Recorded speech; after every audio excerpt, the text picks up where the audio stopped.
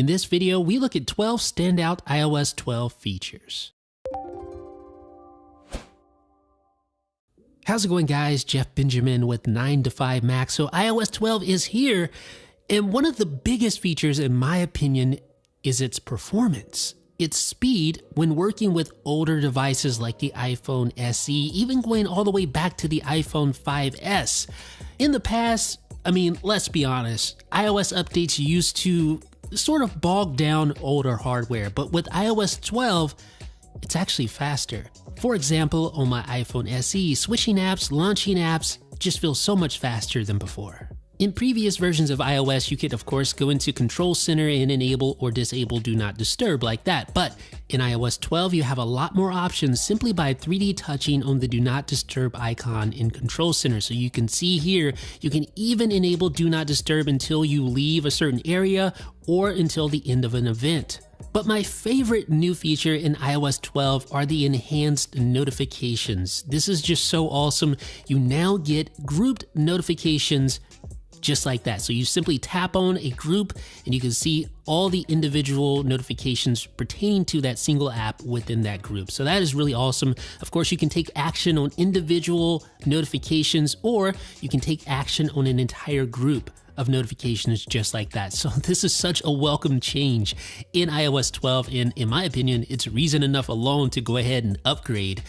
So you can see those two groups, doesn't take up all my real estate on my screen, and I can still access those individually, and I can clear all notifications, of course, just like that. But iOS 12 doesn't stop there. You can now quietly deliver notifications. So all you need to do is go to Manage, select Deliver Quietly, and quiet notifications will not appear on the lock screen. They won't play any sounds, they won't present banners, and they won't present badges on the app icon, but they will still remain in Notification Center. The cool thing is you can manage this directly from the notification itself just by tapping Manage, and you can even go in and turn off notifications pertaining to particular apps directly from the notification itself as well. Super powerful. Now in iOS 12, you also get enhanced battery statistics. So you get a lot more verbose data related to your battery usage. So it allows you to really decipher, hey, what application is taking up my battery?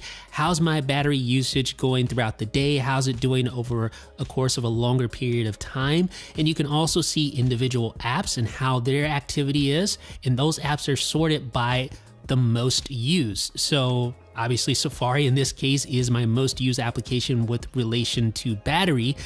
You can see the last 10 days. I can tap on individual days and see battery usage for that individual day, and it's persistent even after a reboot. Although there are several redesigned apps in iOS 12, the Measure app is the only brand new app that appears by default when you install iOS 12. And this is an app that uses ARKit to allow you to measure things on screen in a very simple and easy to use manner. You can see there that the measurements are impressively accurate, and you get haptic feedback when you put your cursor over certain points so that you can easily pick up measurements where you left off. Obviously, I wouldn't rely on this if you're like building a house or something really critical, but it's a fun way to leverage the power of ARKit. And also built right into the Measure app is the Leveler tool taken from the Compass app.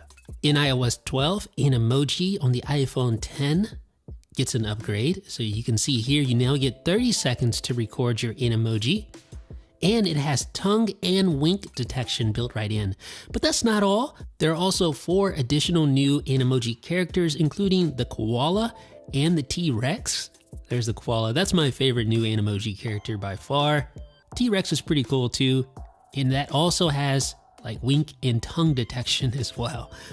But that really is only one piece of the Animoji puzzle. Now in iOS 12, you get something new called Memoji. And this allows you to use the Memoji Maker to create your own avatar based on basically however you want it to look. So you have all these different options here. You have skin color, you can change that. Of course, you have different hairstyles that you can choose from as well. Tons of different hairstyles, different head shapes, different sets of eyes, eyebrows, ears, nose, facial hair, eyewear, headwear, etc. You can make it look however you want it to look. Pretty cool.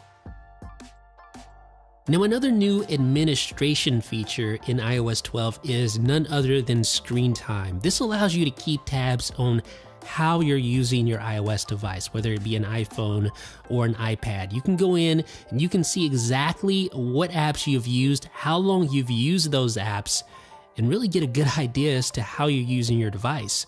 So you can go in there and see individual app statistics if you want to do that, see things like daily average for those applications, how many notifications were related to that application. You can even set limits on an app by app basis. So you can go in and set time limits on those. And while it shows the current day usage, you can also go back and look at previous days as well, just to see if there's any trends that you notice. So as you can see, this is a very, how should I say it, honest way to evaluate your usage. You can really see how much time you're spending using your iPhone. Now there is a setting called downtime as well to set a schedule to be away from the screen, and during downtime only certain apps will be available for you to use, such as phone or messages, for instance, if you want to do that. You can set app limits based on certain app categories if you wish to do that. You can edit the types of apps within those categories as well.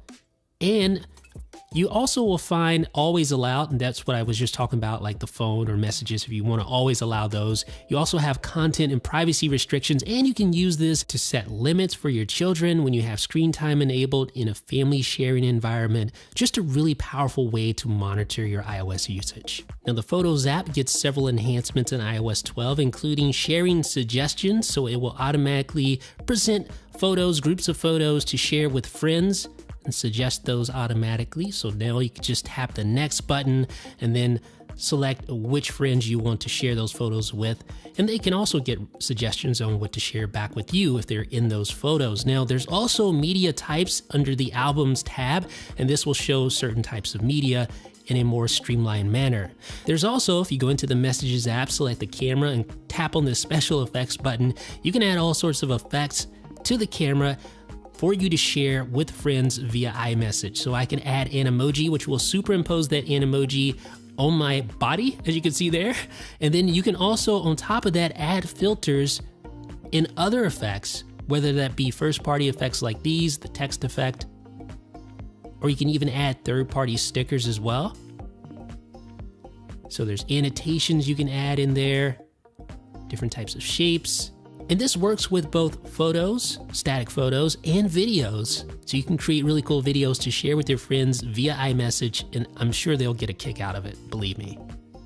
Now, the last thing we're going to talk about is none other than Siri shortcuts. This is a super powerful feature that allows you to invoke automation using Siri anywhere on your iOS device. So by default, if you go into Siri in the Settings app and you go to shortcuts, you can see some suggested shortcuts, and these are all based upon how you use your device. Basically, you assign a Siri command to those shortcuts, and this will work with third-party apps as well. But another way to really get a lot out of this is to download the Shortcuts app, which will be available on the App Store. And there you can create your own shortcuts or go to the gallery and download shortcuts that have already been pre-created for you. So just for an example, I'm going to use this shortcut, which allows me to find a track on YouTube based on what's playing in Apple Music. So all I need to do is tap Add to Siri and then record a Siri command. So I'm just going to say find track on YouTube. I'll tap edit and just make sure I get that right. There we go. And now anytime I invoke Siri while music is playing in Apple Music, and then I say find track on YouTube, it's automatically going to take that track, the name of the track, open up the YouTube app, paste that into the search bar, and find the results. So let's try it out. Find track on YouTube. Watch what happens. Opens up YouTube app, paste it in the search, and it finds the track just like that. This is why I'm saying this is such a powerful tool. Again, third parties will be able to use these shortcuts as well. So really the sky's the limit, folks. This is super exciting. We'll have way more on this in the future. What do you guys think? What is your favorite iOS 12 feature? Let me know down below in the comment section, and thumbs up this video if you appreciate it. Subscribe for more videos like this. This is Jeff with the 9 to 5 Mac.